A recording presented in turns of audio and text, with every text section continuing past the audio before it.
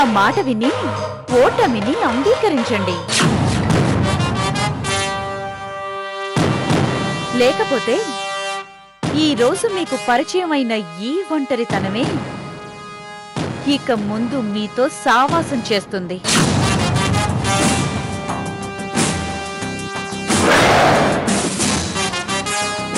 మీకొక విషయం అర్థం కావట్లేదు అత్తయ్య గారు. ఇక్కడికి వచ్చినప్పటి నుంచి ప్రతి విషయంలోనూ నేనే గెలుస్తున్నాను. అయినా మీరెందుకంత మొండిగా ప్రవర్తిస్తున్నారు? ఏ సమస్యనైనా చాలా సులువుగా ఎదుర్కొని క్షణాల్లో పరిష్కరించే జగదీశ్వరీ దేవికి ఈ సమస్యకి పరిష్కారం తన ఓటమేనని ఎందుకు అర్థం కావట్లేదు?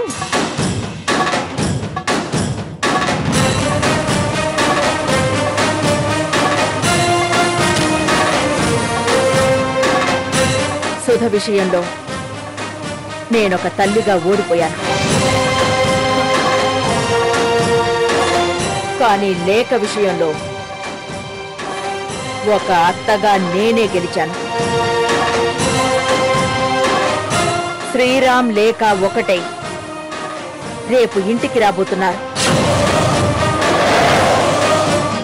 నీ పరిస్థితి ఏంటో ఆలోచించుకో. అప్పుడు నీకు మిగిలేది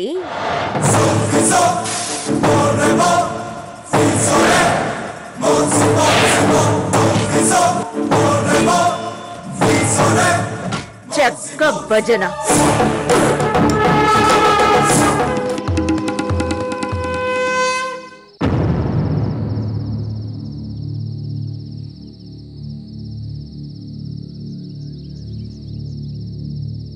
అయిపోయిందే, అంతా అయిపోయింది.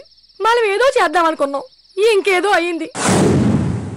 మనం రేఖ శ్రీరామ్ కలిసి ఉండకూడదని ఇన్ని రోజులు ఎన్నో ప్రయత్నాలు చేశాం, కానీ వాళ్ళు కలిసిపోయారు. ఇక వాళ్ళని విడగొట్టడం మన వల్ల కాదు.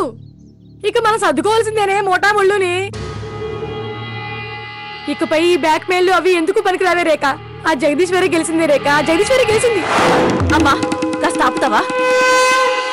ఇళ్ళలగ్గానే పండగ కాదమ్మా, ఇంకా చాలా ఉంది. ఆ లేఖ నుదిటి రాత నేనే మార్చగలను. శ్రీరామ్కి లేఖ పట్లుంది జాలే కాని ప్రేమ కాదు. ఆ జాలిని కూడా పోగొడతాను, మళ్ళీ వాళ్ళని విడదీస్తాను. చెప్పండి మేడం. సిఐ గారు, నేను కంప్లైంట్ ఇచ్చిన విషయం ఆ బ్లాక్ మెయిలర్స్ కి తెలిసిపోయింది. అంతేకా సిఐ గారు, వాడు నా కూతురి ఫోటోలు MMS లో అందరికీ పంపించడానికి కారణం కూడా అదే. అది తట్టుకోలేక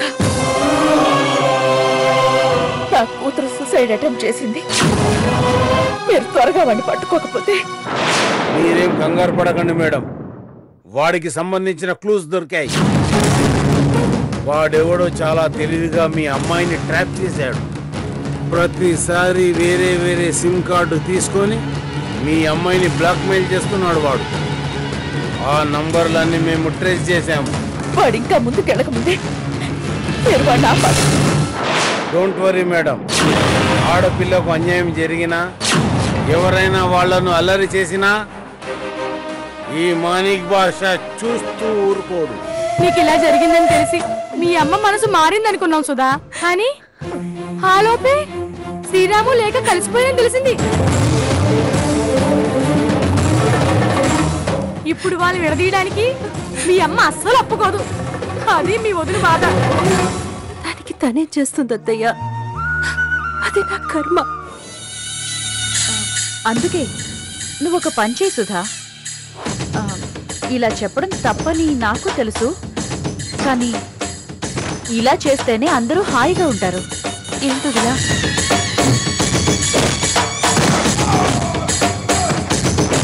నువ్వు లేఖతో మొత్తం విషయం చెప్పేయ్.